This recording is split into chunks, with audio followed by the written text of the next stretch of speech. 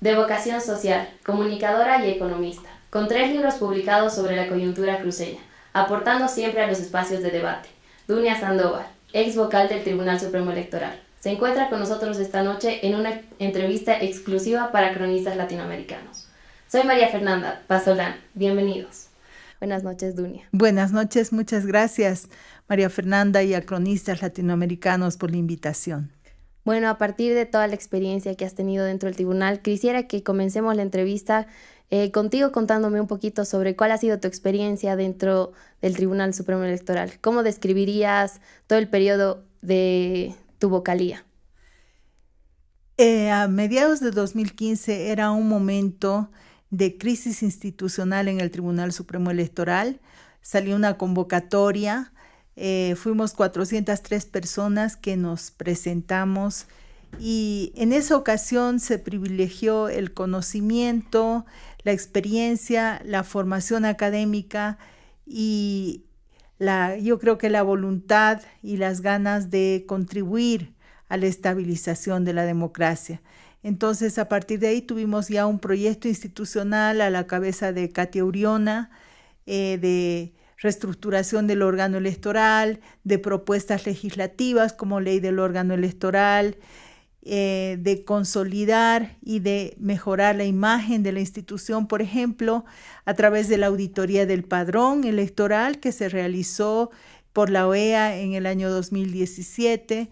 Y otro logro importante es que estábamos yendo hacia la consecución del ISO electoral. A partir de todas estas experiencias y de esta reforma institucional que quisieron hacer durante esta gestión, ¿cuáles han sido los mayores aportes del Tribunal Supremo Electoral a las democracias? Ha sido un periodo de satisfacciones respecto, por ejemplo, a las autonomías indígenas. Se consolidaron 3 autogobiernos, el autogobierno indígena de Charagua, de Ragaipampa y de Uruchipaya. Entonces ha habido una conjunción de los diferentes perfiles de los vocales y ahí destaco la figura de María Eugenia Choque como promotora de las autonomías indígenas. Entonces hemos tenido estas coincidencias, hemos tenido avances interesantes en democracia paritaria también, porque se logró consolidar un observatorio de la democracia paritaria, protocolos para la recepción de denuncias de acoso político. Estos logros han sido reconocidos internacionalmente. Es decir, más allá de hacer, organizar, ejecutar, dirigir procesos electorales, por ejemplo, cartas orgánicas municipales, referéndums por autonomías indígenas. También se ha llevado el referéndum constitucional 2016, las elecciones judiciales 2017. Entonces han sido experiencias muy intensas de mejoramiento tecnológico. Un tema importante que después quiero enfatizar, la transmisión rápida y segura de actas. Entonces creo que han habido avances, pero en un contexto político muy complicado. Me gustaría que en uno de los temas, igual que profundicemos un poquito y que me gustaría que también explique, es este concepto de la democracia intercultural, que creo que también tendría mucho que ver con todo este reconocimiento de los autogobiernos, las autonomías indígenas, cómo se dio todo este proceso, cómo es el concepto. Sí, tradicionalmente se ha reconocido solamente la democracia representativa, que es la elección de representantes para que ejerzan el gobierno en nombre del pueblo. Pero actualmente con la democracia directa participativa, el pueblo delibera y gobierna. Es decir, por ejemplo, se hace una consulta sobre un tema importante, como fue el 2004, que había un referéndum donde se dieron varias preguntas. La más importante era, ¿está usted de acuerdo con la reforma de la ley de hidrocarburos? Entonces la pregunta se respondía sí o no. Igual el referéndum constitucional. Esta posibilidad de que los ciudadanos podamos responder y dar una opinión y que esa opinión sea vinculante es un avance de la democracia directa. Y también la democracia que es comunitaria, es decir, el respeto a las normas y procedimientos propios y la posibilidad de que se reconozcan las autonomías indígenas a partir del Estado y como parte conformante del Estado. Este es un proceso que viene de hace mucho tiempo y hemos tenido el orgullo de contribuir, coadyuvar como órgano electoral a su consolidación. Bueno, qué bien que dijiste que es un orgullo haber sido parte de estos procesos, porque me gustaría también que nos comentes cuáles han sido los momentos que más han marcado su gestión como vocal dentro del Tribunal Supremo Electoral.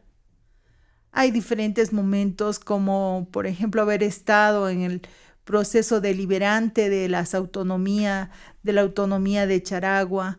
Antes había ido a esos lugares como parte del directorio de CIPCA, viendo el proceso guaraní que prácticamente ha tenido el liderazgo en autonomías indígenas, después haber participado en un seminario internacional en Charagua donde el mundo, representantes de muchos países fueron a ver cómo era este proceso de autonomía de Charagua. Ese ha sido un momento muy importante. Después, un desafío, un momento muy difícil fue el referéndum constitucional 2016, que lo llevamos en Sucre, en la ciudad de Sucre. Primera vez que esta ciudad ejerce su capitalía en el tema electoral.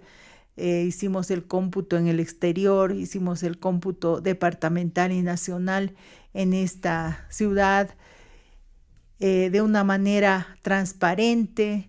Había mucho acoso, la verdad, mucho acoso en Sucre, en La Paz, en Cochabamba, Santa Cruz, porque no había una credibilidad del tribunal. Sin embargo, demostramos proyectando cada acta en pantallas gigantes, mostrando los resultados, transmitiendo las actas, que el Tribunal Supremo Electoral iba a dar el resultado exacto, tal cual se produjo y que cada voto fue respetado. Entonces, este fue un momento muy, muy emocionante porque hubieron problemas en Santa Cruz, de que no llegaron las actas a tiempo, algunas mesas no se realizaron, después de 2 semanas se lo hizo. Entonces fue un momento así. Y también estar en eventos internacionales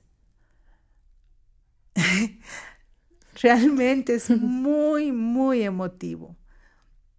Que te digan, bueno, por ejemplo, 2 norteamericanas, magistradas electorales, que te digan cómo ha logrado Bolivia, cómo ha logrado su paridad.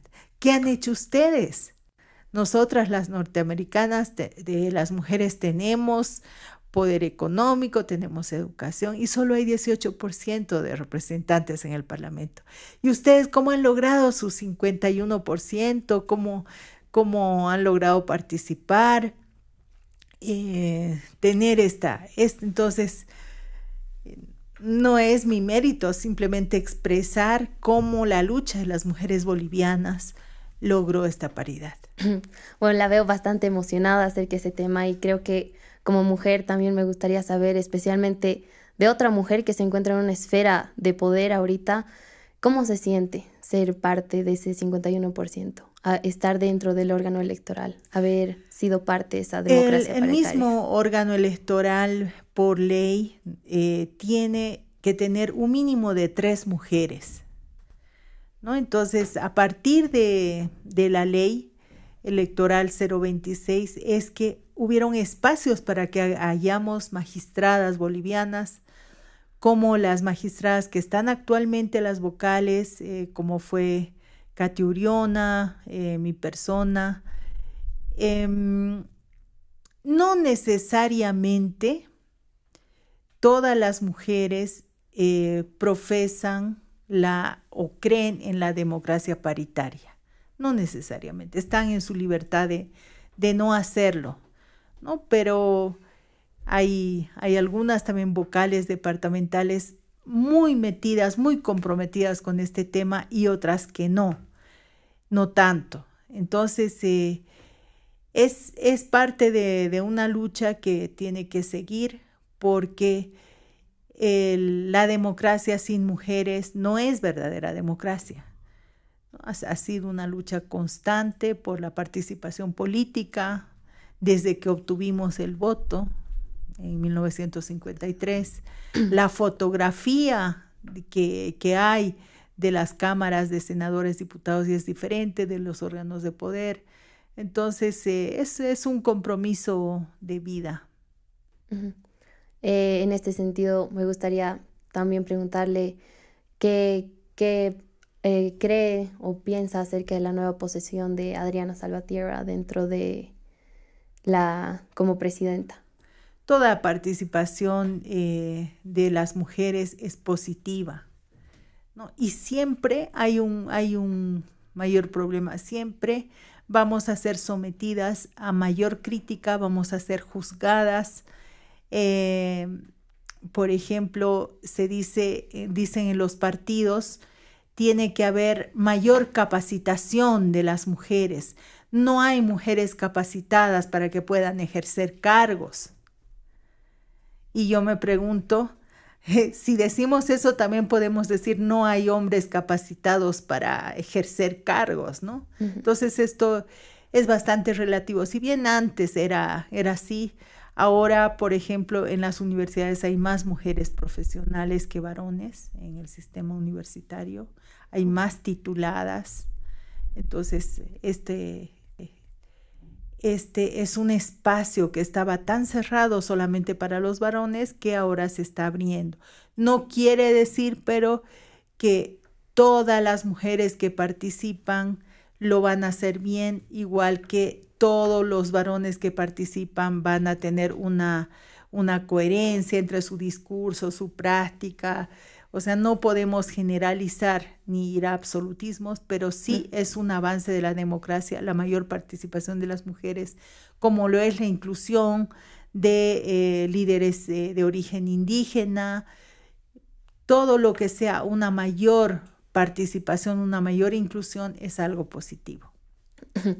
Bueno, entonces ahora a partir de todas estas experiencias también que nos ha contado, ¿de dónde surge Dunia Sandoval antes de ser vocal del Tribunal Supremo Electoral? Mi inquietud social y democrática surge desde la niñez porque mi papá fue exiliado político y había que conocer muchas cosas y preguntarse respecto a las dictaduras, respecto a la persecución, respecto a irse a vivir a otro país, adaptarse.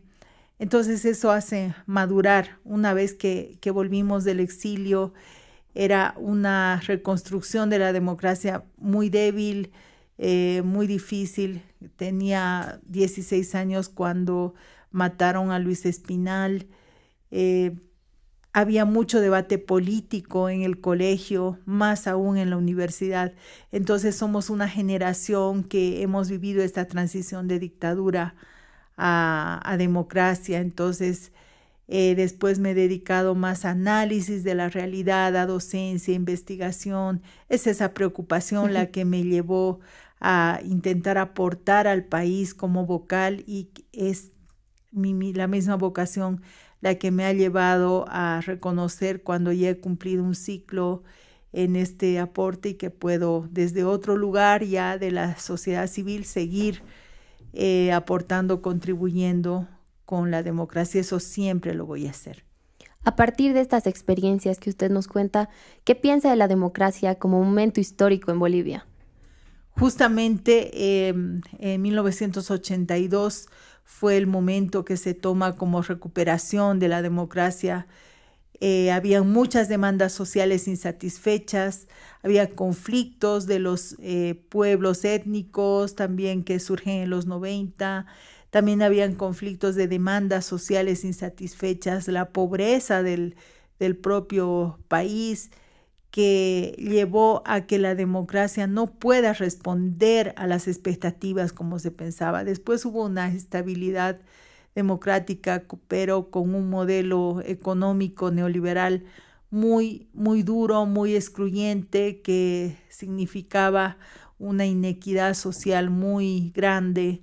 Entonces, siempre hay una combinación entre lo económico y lo político, ¿no? Entonces, no se logró consolidar una democracia que sea como la que ahora estamos intentando construir. Era una democracia solamente representativa. Sin embargo, este valor no se tiene que perder. Es decir, la posibilidad de recambio, reconducción de la democracia, la alternancia entre unos partidos políticos y otros, unos liderazgos y otros, la democracia entendida como mayorías y minorías que coexisten en un parlamento, la independencia de poderes. Para mí, tal vez a diferencia de otros pensamientos, la democracia no es un medio solamente para llegar al poder y ejercer un proyecto político, sino la democracia es una forma de gobierno porque no somos monarquía. Es decir, tenemos la posibilidad de participar, ejercer nuestros derechos políticos y en este caso, en el caso boliviano, hemos dado ejemplo de que puede haber una democracia mucho más inclusiva y una democracia que se le ha llamado plurinacional. Entonces, no es transable esto, no es relativa la democracia, no hay flexibilidad entre las instituciones o decir, bueno, no seré tan apegado a las instituciones cuando me convenga sí, cuando no me convenga no. El 2008, por ejemplo, hubo un referéndum revocatorio. Estaba en Santa Cruz y yo defendía con todas mis fuerzas a quienes se oponían al presidente en ese momento, Evo Morales. ¿Por qué? Había ganado un referéndum revocatorio con una cifra alta. Entonces los que se oponían, yo les decía, respeta el voto, ha ganado, aunque no te guste. Por ejemplo, Manfred Reyes Villa fue revocado. Bueno, fue revocado. Para mí los resultados electorales, el voto del pueblo no es transable. Entonces, tal vez lo que estoy diciendo no va a gustar a muchos, pueden decepcionarse. No me interesa, o sea, el resultado no se transa. La democracia es un fin en sí mismo para mí. Para otras personas es solamente un medio cuando me conviene el resultado voy a apoyar y cuando no. Me molestaba mucho cuando nos decían, por ejemplo, se demuestra, se ve que ustedes son un tribunal correcto porque han dado los resultados del 21 de febrero en 2016 que ganó el no. Podía haber ganado el sí. Si hubiera ganado el sí, hubieras estado defendiendo ese resultado, ¿no? Esa es una convicción. A partir de todas estos valores que usted nos ha expuesto, y recuerdo en una entrevista que creo que le hicieron en Unitel, usted también dice que su convicción democrática parte de proteger lo que es el voto del pueblo. Me gustaría que nos amplíe un poco más acerca de cuál es su pensamiento o cómo usted forma su convicción democrática. Como ya te señalé, es una convicción de vida. También tiene que ver con que cuando entré a la universidad estaba San Andrés y todas las otras estaban tomadas por el gobierno militar. Hicimos huelga de hambre para que se reabra la universidad. Estudié 2 carreras distintas a la que quería realmente, que era sociología. García Mesa había cerrado la carrera de sociología. Entonces, es una convicción de vida, la defensa de la posibilidad de ejercer la opinión, de ejercer los derechos políticos y de que los resultados sean respetados. Bueno, me gustaría preguntarle igual sobre unos temas que creo que han estado un poco candentes en este último tiempo, que ha sido todo lo que han sido sus disidencias. Entonces me gustaría comenzar con ¿por qué se opuso primero al reglamento de las elecciones primarias? Bueno, fue un debate bien detallado el del reglamento de la ley de organizaciones políticas y primero fue un debate de ¿qué deberíamos decir al Parlamento que ya estaba tratando nuestro proyecto de ley de organizaciones políticas y se quedó y se mandó que no debería ser las elecciones primarias sí o sí en enero de 2019 como en realidad fueron, ¿no? Sino que debería ser progresivo, es decir, que las organizaciones políticas que quisieran, que estuvieran preparadas, que participen en las primarias y las que no lo vayan haciendo poco a poco hasta llegar a 2024. Pero bueno, la posición mayoritaria fue que se podían hacer las primarias y de que se hagan en enero. En este sentido, había el tema de la posibilidad de presentar impugnaciones y la ley del órgano electoral dice que pueden impugnar a los candidatos cualquier ciudadano. Sin embargo, el artículo 40 del reglamento dice que hay que ser militante para poder impugnar. Y otro aspecto era referente a que un candidato, un binomio pueda ser conformado por el mismo candidato a presidente y otros a vicepresidente. Y quedó que no, que solamente es cada candidato en un binomio. Y algo que no me di cuenta en el momento, lo reconozco y que ahora quiero puntualizar, es el hecho de que al haber estado solamente representados por delegados, los precandidatos para primarias, estos delegados restringieron, se ocultaron, no dejaron que se inscriban otras facciones dentro de sus partidos. Esto pasó en el MNR, pasó en el PDC, y bueno, ya el reglamento había quedado que los delegados solamente eran los únicos que podían inscribir a los candidatos.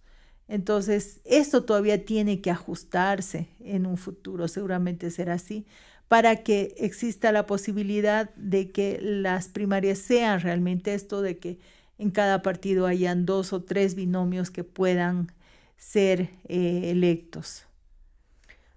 Bueno, a pesar de que ya se llevaron a cabo todas las elecciones primarias, me gustaría saber cómo usted decidió plantear a la Sala Plena del Tribunal Supremo Electoral la suspensión de las mismas.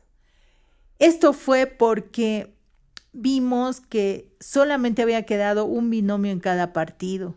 Entonces, en un momento dado, que era ya en el mes de diciembre del año pasado, era posible habilitar a los candidatos porque ya era una etapa cumplida, a pesar de que yo me fui disidente en cuanto a la habilitación del binomio Morales-García. Se reconocía que ya una mayoría lo había habilitado y todos los otros candidatos ya estaban. No era necesario ir a una votación. Esa era mi posición junto con la del vocal Antonio Costas. Y no era que yo estaba queriendo incumplir la ley, era simplemente una propuesta que estaba dando a mi sala plena para que la sala plena la considere. En realidad nunca se llegó a considerar, pero ese era el fundamento. Tocó el tema de que usted votó de forma disidente frente a la habilitación del binomio del MAS. ¿Cuáles fueron los motivos que la llevaron a plantearse esta posición? Bueno, este tema venía desde meses atrás, ¿no? En realidad, desde que estábamos llevando adelante las elecciones judiciales y el fallo nos sorprendió en noviembre de 2017, a fines de noviembre, a pocos días de las elecciones judiciales y a pocos días también de que salgan y cumplan su mandato esta gestión de Tribunal Constitucional. Hubieron meses para analizar, pedí asesoramiento, leí casos y en realidad el voto es disidente respecto a que hay 2 leyes que se contraponen, se contradicen o colisionan. Uno, el resultado del referéndum constitucional, que es vinculante, y por otro lado un fallo del Tribunal Constitucional que es de cumplimiento obligatorio y tenemos que obedecer sí o sí. Entonces eso me impidió habilitar o no habilitar, y mi voto fue disidente respecto a la habilitación que dieron mis colegas en mayoría. Eso es jurídicamente, pero en cuanto a convicción democrática, para mí no hay dudas de que la soberanía reside en el pueblo es soberano, y dio una votación contraria a la modificación de la Constitución en un referéndum convocado por el legislativo como iniciativa del legislativo, o sea que totalmente legal, con un propósito de cambiar la Constitución, y con ese propósito negado por el resultado de votación. Entonces, fue un momento realmente muy difícil, uno de los peores que he pasado, porque había demasiada presión, demasiada expectativa. Incluso nunca voy a olvidar que estuve apoyando a la sala con mi presencia, y en la lectura que hubo de la votación de la habilitación, muchos me reprocharon: ¿por qué saliste ahí acompañando a los vocales? Eso es por ética, ¿no? Porque si yo declaraba en ese momento, tal vez me hubieran prestado más atención a la disidencia que al voto mayoritario, y eso tampoco era ético respecto a la decisión que tomaron los colegas, que entiendo que tampoco ha sido fácil para ellos, ¿no? O sea, no es todo en blanco y negro. Ha sido una decisión bastante difícil, porque también responde a un análisis que ellos tenían de que era obligatorio el cumplimiento del fallo del Tribunal Constitucional, y sobre todo a las distintas presiones que existieron y que siguen existiendo. Bueno, frente a los resultados y todos estos procesos que se han ido llevando a cabo, me gustaría también que nos explique un poquito cuál es el efecto, o si existe alguna contradicción entre ambos resultados vinculantes de las elecciones primarias, legitimando todas estas candidaturas, y el resultado que existió en el referéndum constitucional de 2016. En materia electoral existe lo que se llama preclusión. Quiere decir, cuando hay una etapa del calendario electoral que se avanza, no se puede volver atrás en la decisión. Entonces, ya ha sido habilitado por mayoría el binomio. No hay una contradicción entre ambas normas, pero el propósito que entiendo que se tenía para hacer llegar a una votación era como demostrar que este binomio tiene mucho apoyo, porque hay muchos militantes, que es el partido con más militantes de Bolivia, y que todos tenían que ir a votar. Obviamente no todos fueron a votar, porque era un proceso voluntario.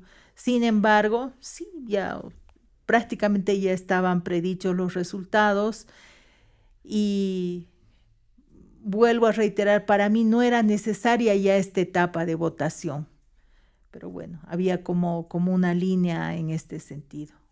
Pasadas ya las elecciones primarias, usted decidió renunciar. ¿Por qué decidió renunciar a la vocalía en el Tribunal Supremo Electoral, y cómo se siente respecto a esta decisión?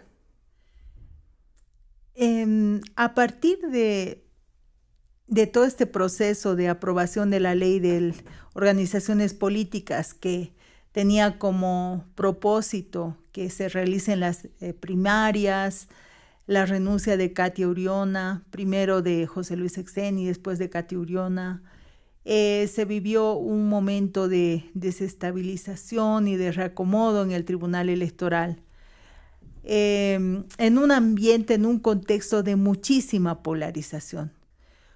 Hubo bastante descontento, sobre todo de las clases medias urbanas, respecto a la habilitación de la candidatura de Morales y García. En este nuevo contexto se generó incluso violencia contra el órgano electoral, que fue en el Tribunal Departamental de Santa Cruz, de donde yo soy. Entonces, eso también internamente polarizó las posiciones. Internamente tenía que estarme siempre oponiendo, mostrando mi punto de vista, tal vez diferente.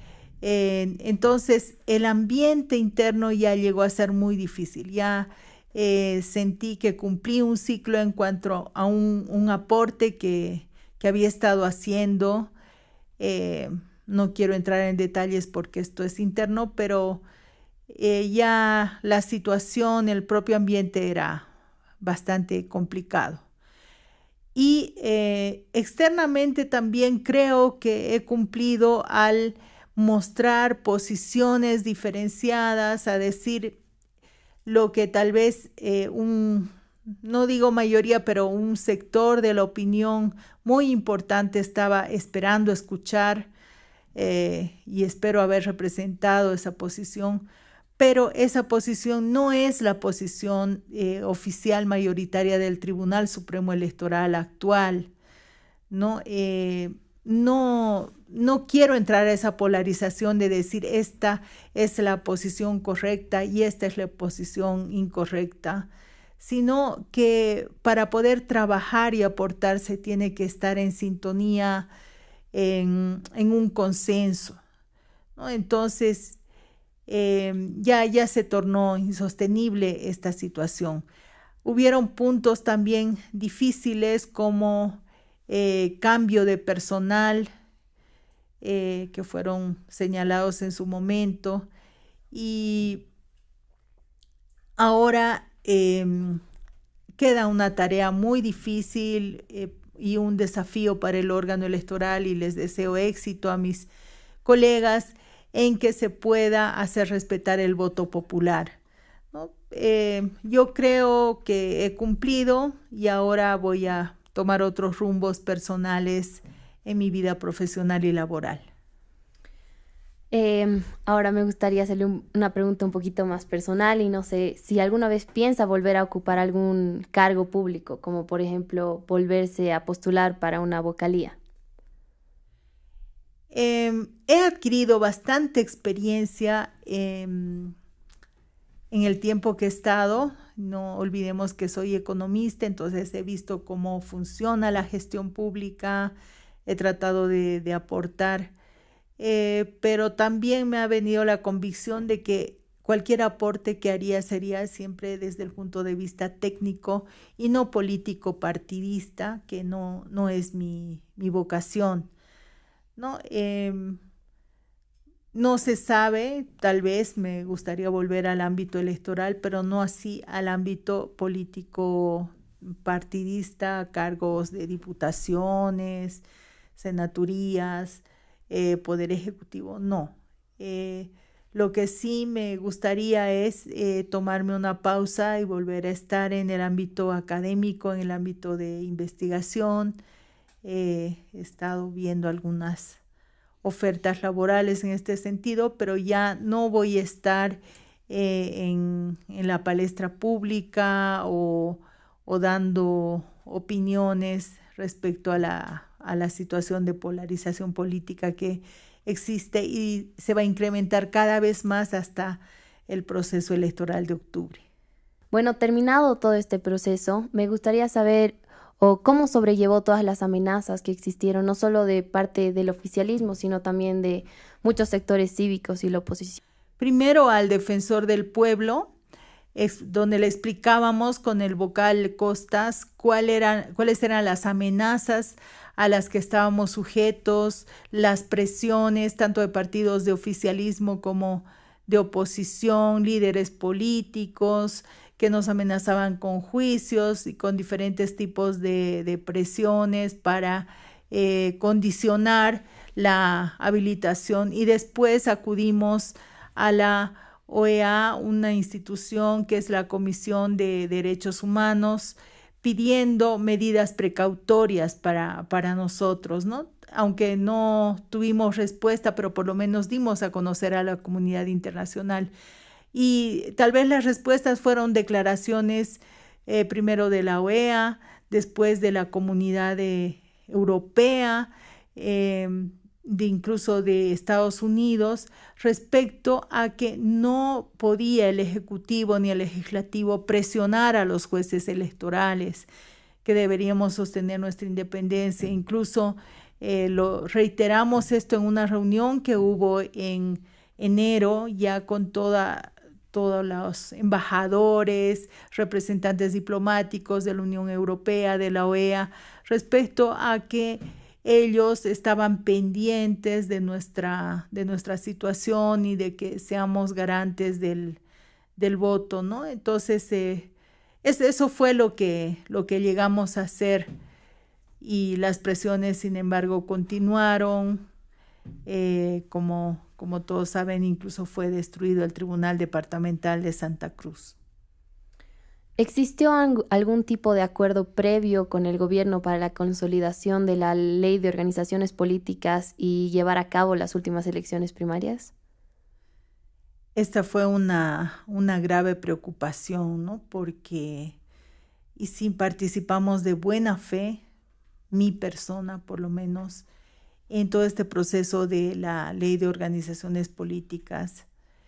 Y de pronto, un día de septiembre, salió una publicación de periódico donde el presidente Morales se refería a que ya habíamos concertado previamente con él, nos habíamos reunido y habíamos quedado en primarias para enero. Salía a desmentir junto con el vocal Costas. Casualmente los otros vocales no quisieron pronunciarse, entonces yo solamente respondo por mí y declaro y aclaro enfáticamente que mi persona jamás se reunió para concertar con el Ejecutivo que las primarias se realicen en enero.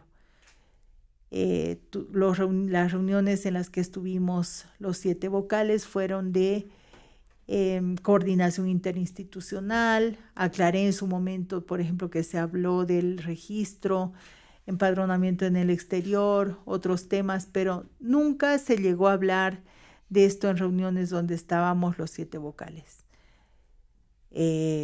No puedo entonces dar fe de otras personas, solamente de mí. Y esto es algo muy grave, porque a partir de ese momento es que se deteriora la credibilidad del órgano electoral que con tanta dificultad habíamos ido recuperando y reconstruyendo. Entonces, realmente duele que una participación de buena fe, incluso de los consultores que participaron, que fueron debatiendo el proyecto, haya sido utilizada para un propósito partidista. Y eso no es una suposición, sino que hay declaraciones de autoridades del legislativo que ante los periodistas reconocieron que utilizaron las primarias con propósitos de fortalecer a una candidatura. Hablando de estas declaraciones que existen, ¿por qué en su momento, cuando se dio la habilitación del binomio del MAS y se realizarían estas elecciones primarias, decisiones con las que usted no estuvo de acuerdo, no renunció? Katia incluso renunció antes, ¿no? Porque había mucho temor al momento de habilitar o no habilitar al candidato. Era como un tema tabú y a la vez una fecha así como catastrófica, porque nos habían amenazado con muchos juicios, con procesos. Yo creo que estos procesos fueron detenidos por la opinión pública y realmente agradezco. En esos momentos tan difíciles recibí mensajes de excompañeros de colegio, de amigos, de exalumnos de diferentes lugares. Yo no tengo Facebook, me mostraban pantallas de Facebook apoyándome. Entonces creo que la opinión pública y la manifestación de que hay la libertad de expresión y de disentir han detenido estos procesos, pero había temor a esa fecha. Sin embargo, la pasé. ¿Por qué? Porque quería expresar la opinión de que había una contradicción legal y de que a nosotros nos estaban presionando a habilitar a un candidato cuando había habido un referéndum que había rechazado esta posibilidad de volverse a postular. Y después quise seguir y me solicitaron también, me hicieron saber por diferentes medios que debería mantenerme para ser una voz vigilante de lo que se estaba haciendo dentro del Tribunal Electoral, para tratar de aportar desde ahí, y lo hice, cumplí, hasta un momento límite donde ya se ve que como ya te señalé, ya fue el cierre de un ciclo, ¿no? Yo creo que ya las primarias estaban cantadas, ya se sabía cuáles iban a ser los resultados, la baja participación, todo eso ya prácticamente estaba dicho. Entonces creo que cada persona debe saber su momento, el momento oportuno de retirarse. Frente a todas estas convicciones democráticas que usted tiene, y un tema que ya hemos tocado y un poco delicado ahora, ¿cuál cree que son las consecuencias en la democracia boliviana frente al desconocimiento del resultado del referéndum constitucional que existió en 2016? Hay algo interesante que también pasó en el anterior ciclo político. Durante el neoliberalismo había muchos años de estancamiento, incluso de que los jóvenes estaban aceptando una serie de medidas, no había voces que quieran cambiar. Todos los ciclos políticos inician, llegan a su auge y decaen. Entonces, cuando el neoliberalismo en fines del siglo XX estaba decayendo, surgieron voces, las feministas, los indígenas, movimientos populares, sociales, organizaciones que querían un cambio en el tipo de democracia. Y ese cambio se dio. Ese es un proceso popular de movimientos y organizaciones políticas y sociales que crearon el Estado plurinacional. ¿Cómo se fue? ¿Cómo evolucionó? ¿Qué logros tuvo? ¿Qué aciertos? ¿Qué desaciertos? Eso forma parte de un análisis político al que no voy a entrar. Pero sí quiero decir que a partir del desconocimiento de resultados de un referéndum, resurgen organizaciones ciudadanas con otras características, llamadas plataformas. Jóvenes que toda una vida estuvieron bajo un proyecto, un proceso, y dan por obvia la democracia, buscaron formas de hacerse escuchar, hicieron campañas de maneras inéditas, por ejemplo, a través de redes sociales. En ese referéndum se volvió a un despertar de la conciencia ciudadana. Entonces, hay cosas que ya no van a retroceder, que el pueblo está organizado, consciente. Hay transformaciones que se van a seguir dando, y estas siempre van a ser positivas si implican una mayor participación social y ciudadana.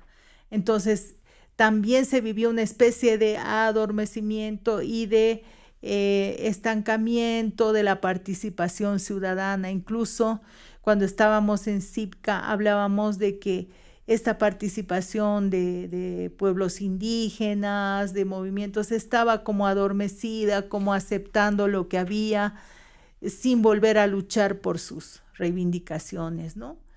Sin embargo, ahora se ve, y considero que va a continuar en un momento muy polarizado, muy político. Va a haber mucha participación ciudadana, que ojalá, y con esto quisiera concluir, que sea una participación consciente, una participación no con insultos, no denigrando al otro, sino una aceptación, una tolerancia y una cada vez mayor construcción de la democracia.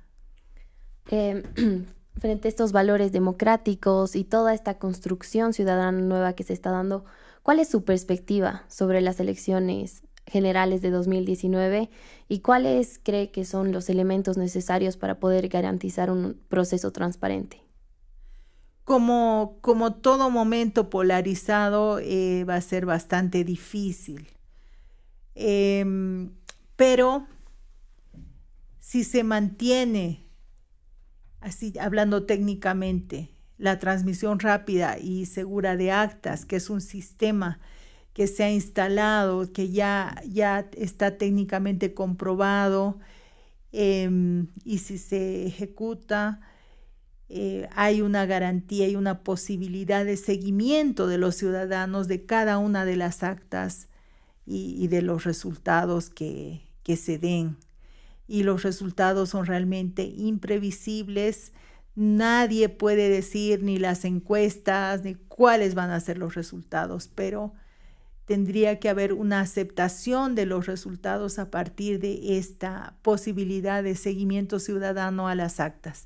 Se toma la foto del acta, se registra, se transmite y se sube a la nube, ¿no? Entonces todos los ciudadanos pueden ver, acceder, y el cómputo sigue esta tendencia porque el cómputo oficial tarda un poco más, pero tampoco tarda demasiado. Ya se han hecho cómputos en 48 horas, ¿no? Entonces ya la tecnología permite hacer este seguimiento.